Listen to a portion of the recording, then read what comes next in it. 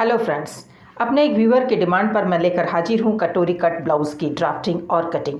अगर आप मेरे चैनल को पहली बार देख रहे हैं तो इसे सब्सक्राइब ज़रूर करें और अच्छा लगे तो लाइक एंड शेयर करना ना भूलें।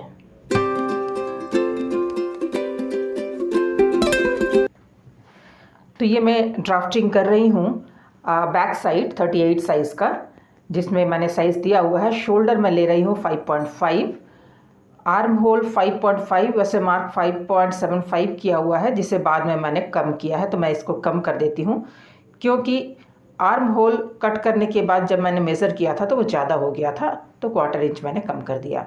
तो अल्टीमेटली ये 5.5 है। गले की गहराई 10 तैयार तो 10.5 पर ले रही हूँ और लंबाई 14.5, 1 इंच बढ़ाकर। कमर जो है वो 32 का चौथा हिस्सा 8 और 1 इंच टक्स के लिए ये सिलाई मार्जिन। गले की गहराई 10.5 लिया है मैंने, जो तैयार होकर 10 हो जाएगा। तो ये हो गई बैक साइड की ड्राफ्टिंग। अब इसके आधार पर करूँगी फ्रंट की ड्राफ्टिंग। तो सबसे पहले 1/4 इंच एक निशान लगा लेते हैं, ये हुक पट्टी के लिए है। पीछे का जो पल्ला है इसी लाइन पर रख कर हम लोग फ्रंट का जो है वो ड्राफ्ट करेंगे। इसके लिए बैक साइड की जो ड्राफ्टिंग है उसे हूबहू पहले तो छाप लेंगे। अब देखिए, इसे मैंने छाप लिया है। ये गले की चौड़ाई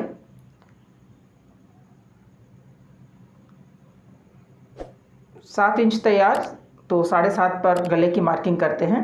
3 इंच हमने चौड़ाई ली है, तो इन दोनों पॉइंट्स को मिलाकर गले की शेप दे देते हैं।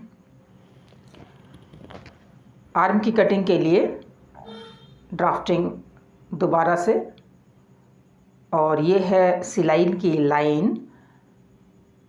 यहाँ 1/2 इंच अंदर की तरफ गहराई देने के लिए, क्योंकि फ्रंट का जो आर्म होल होता है वो आधा इंच गहरा होता है। तो ये मैंने शेप दे दी फ्रंट की। अब जो है हमें लेना है बस्ट लाइन, जो कि 10 है, तो हम लोग 10.5 पर मार्किंग करेंगे और लोअर बस्ट 12.5, यानी 2 इंच के डिफरेंस पर होता है ये। तो 10.5 एंड 12.5, तो एक स्ट्रेट लाइन से इसे जोड़ देते हैं। दोस्तों, ये दोनों ही लाइन बहुत ही इम्पॉर्टेंट है पफ क्रिएट करने के लिए। अब हम लोग लेंगे bust point. Bust point full bust का 10वां हिस्सा, यानी 3.9, यानी करीब करीब 4 इंच। तो 4 इंच पर हम लोग मार्किंग करते हैं और इसे स्ट्रेट लाइन से जोड़ देते हैं। तो ये हो गई। अब हम यहाँ पफ क्रिएट करने के लिए कोन का सहारा लेंगे। मैं अलग अलग साइज़ में कोन बनाकर रखती हूँ। इसके तीनों तरफ 3 इंच है, तो ये 3 इंच तीनों तरफ से। इसका फुल बस्ट 39 का है। अब इसे स्ट्रेट लाइन से मिला करके कोन को ड्रॉ कर लेंगे। दोस्तों, बहुत ही इजी हो जाता है जब आप कोन यूज़ करते हैं।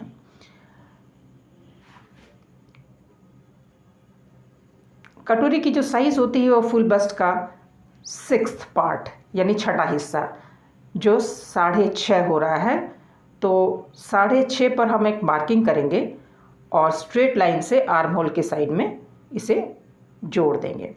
गले की तरफ से 4.5 से 5 इंच की दूरी पर आप पॉइंट लगा सकते हैं। इसे मिला दीजिए इस लाइन से। ये तैयार हो गई आपकी कटोरी। आर्म होल से 1.5 से 2 इंच की दूरी काफ़ी है, तो ये मैंने शेप दे दिया। और इस लाइन को लोअर बस्ट लाइन से मिलाना है। तो लोअर बस्ट जो है वो बेल्ट बनेगा।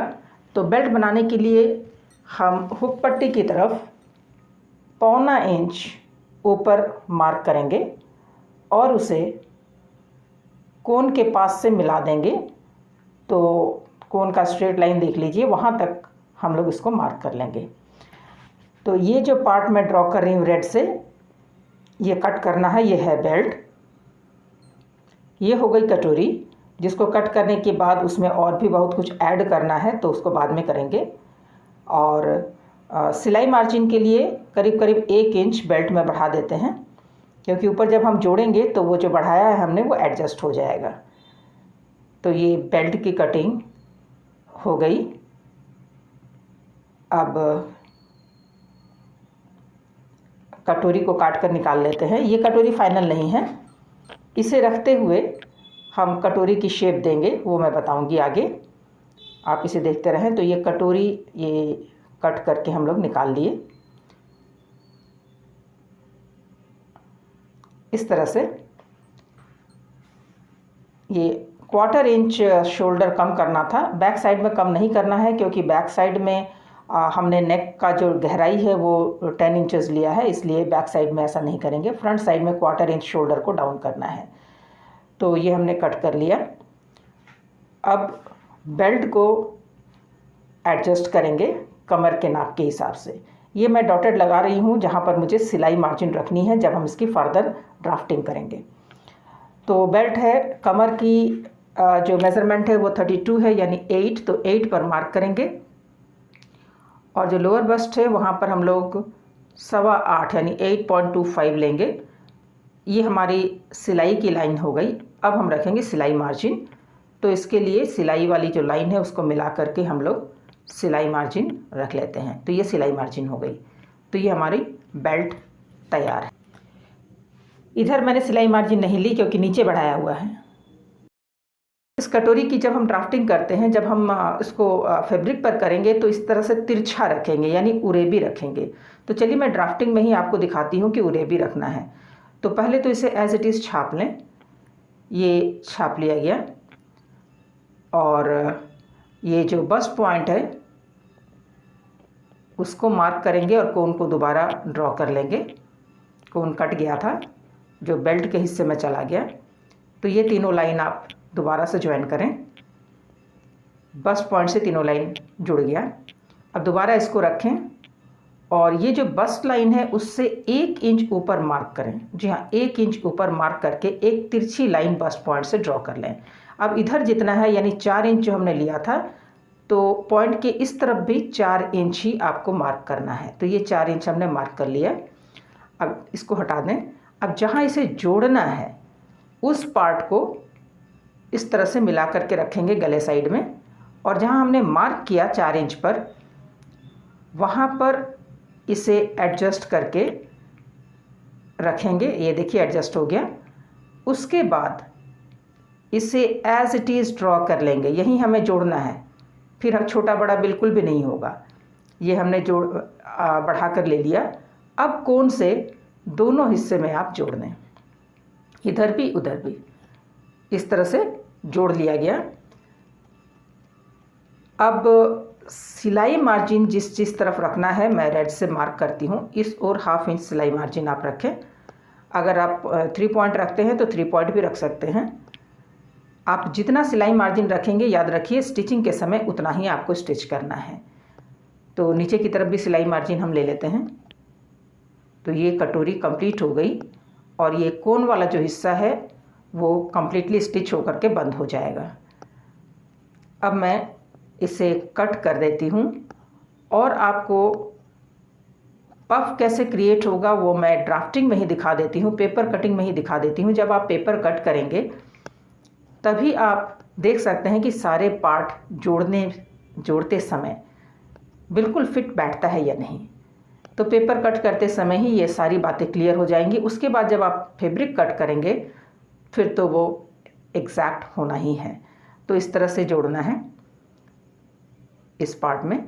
तो चूँकि यहाँ जोड़ना है इसलिए यहाँ भी हमें सिलाई मार्जिन रखनी है। तो इसकी भी ड्राफ्टिंग दोबारा एक बार कर लेती हूँ। तो पेपर ज़रा छोटा पड़ रहा है तो मैं जोड़ करके स्लैग बना लूँ।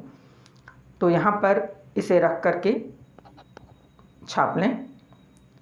तो इसका जो आउटलाइन है वो मैंने कर लिया। और जिधर सिलाई मार्जिन रखनी है मैं रेड से डॉट लगाती हूँ। आप देख सकते हैं ये सिलाई की लाइन है। तो रेड डॉट से सिलाई मार्जिन में रख लेती हूँ। यहीं पर कटोरी एडजस्ट होगी। सिलाई मार्जिन देने के बाद इसको कट कर लें।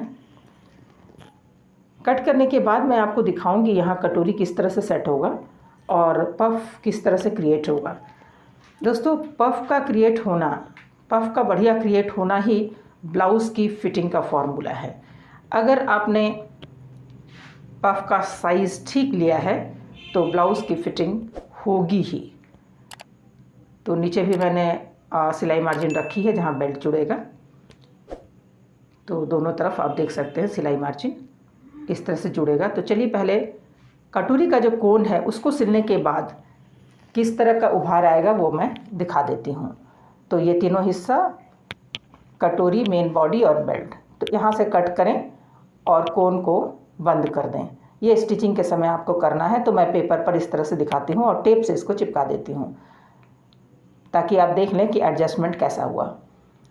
तो टेप से चिपकाने के बाद अब देखिए यहाँ पर भी मैं हाफ इंच का जो मार्जिन लिया हुआ है उस मार्जिन को बंद कर दूँगी।